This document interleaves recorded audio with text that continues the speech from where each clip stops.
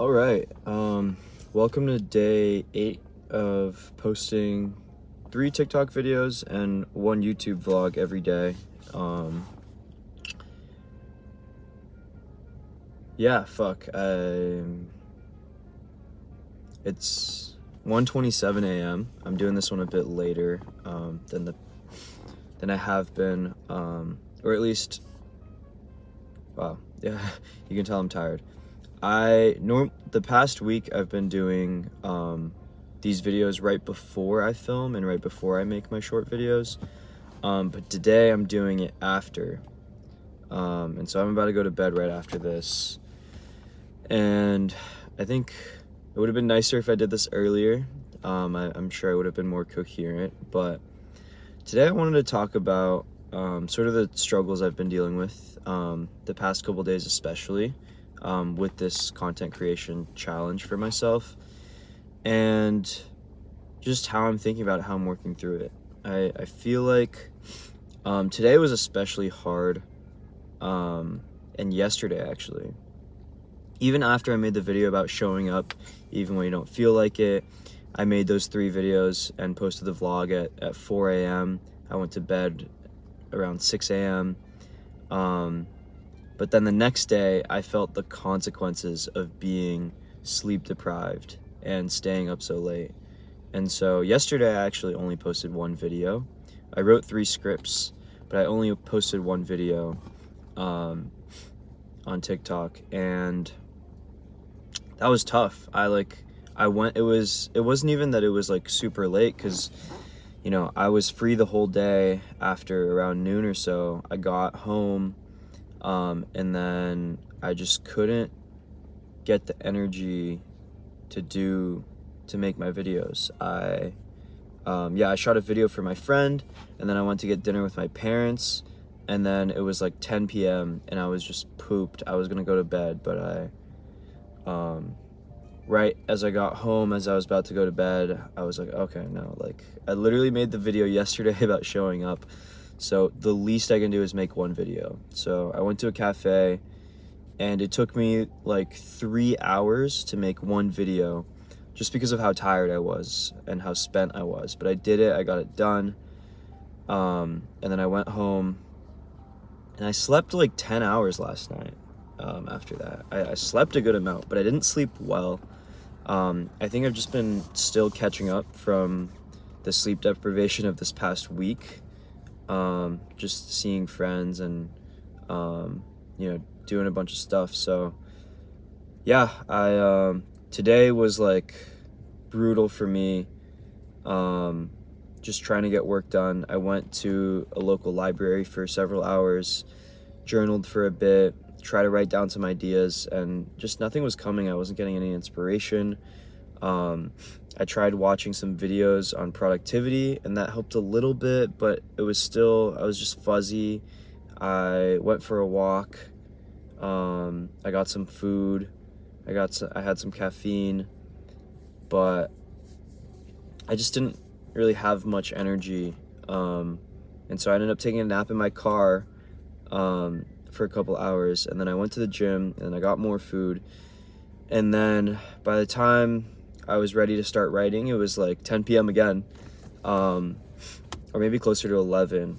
And then then I actually was able to, I was like rested, I was fed, and then I was able to get my 3 scripts down, filmed my 3 videos, recorded, edited, and posted, all by around like 12 a.m. to 1 a.m.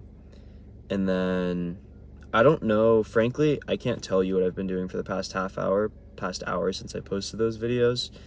I think there's a certain point in my day where I just reach a level of exhaustion that my awareness of my mental and physical space just disappears. My awareness of time just disappears. And so yeah, I genuinely don't know what I've been doing besides like scrolling on my phone and just weaseling around. But I'm tired, so I'm recording this so I can go home and go to bed. But all that's to say that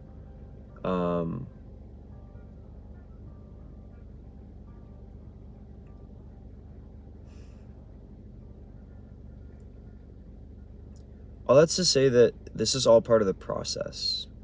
I think it's easy to beat myself up and worry about how good my work is, and to worry about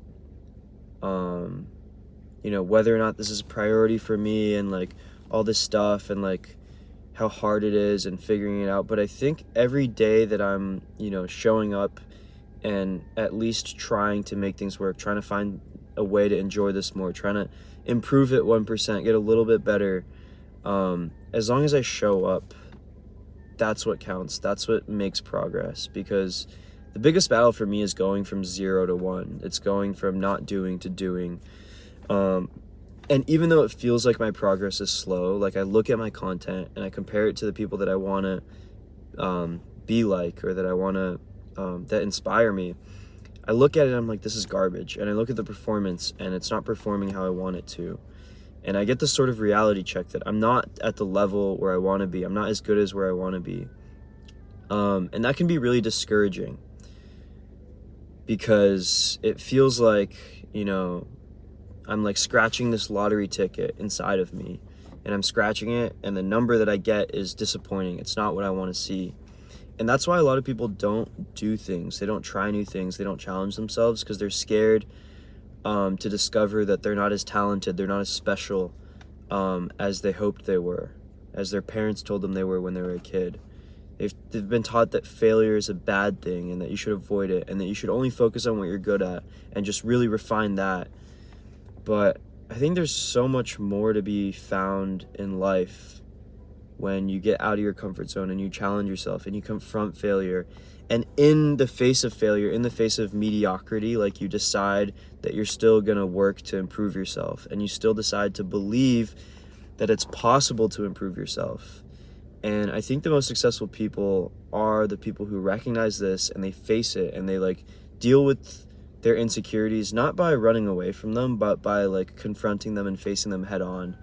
And doing that repeatedly over time is, what really makes you grow as a person. It's really what teaches you new skills and new experiences, and it humbles you, because I think like over the course of our lives, we grow this ego, right? Like, we grow this sense of self of like, oh, this is what I'm good at and this is what I'm bad at. And we just really focus on what we're good at, and we try to like fortify these parts of our personalities, the way that we see ourselves. But eventually it comes crashing down. Eventually it shatters. And I think that the more we practice, that we can like, the more exposure that we can get to humility, and reminding ourselves that we're not actually all powerful, all knowing, all perfect, talented, special, unique, the more I think we can come to appreciate life, the more we can connect with other people, because we're not constantly trying to put on an image. The more that we can connect with ourselves, because we're not lying to ourselves constantly. And I think it's just more fulfilling, and it's more fun, and it makes people come alive more. And that's just kind of the direction I want to lean into, and remind myself that even though I'm a little bit disappointed with where I'm at, and even though it feels like showing up doesn't actually mean anything because I'm not seeing the progress immediately, that I'm wrong. To be completely honest, like, I'm wrong. I'm realizing that my perspective as a beginner is just incorrect, and that if I stick with it, and if I really continue dedicating myself, even when the results aren't showing for it, even when it feels like I'm not progressing, that perseverance and that faith in myself and in the future and in natural law, cause and effect, I think that'll pay off. That's all I got for today. I'm trying to make these shorter, under 10 minutes. It's at 9:20, so that's kind of perfect. Even shorter, I'm sure, would be better. But yeah, I just want to practice like being concise, conveying my thoughts, and also just being like raw and vulnerable, because like this shit ain't easy, and I want to remember this in a year, 5 years, 10 years from now, because one day it will be easy, and it's gonna be harder to remember the days when it was hard if I don't record it, document it, share it. So that's all. See you guys tomorrow.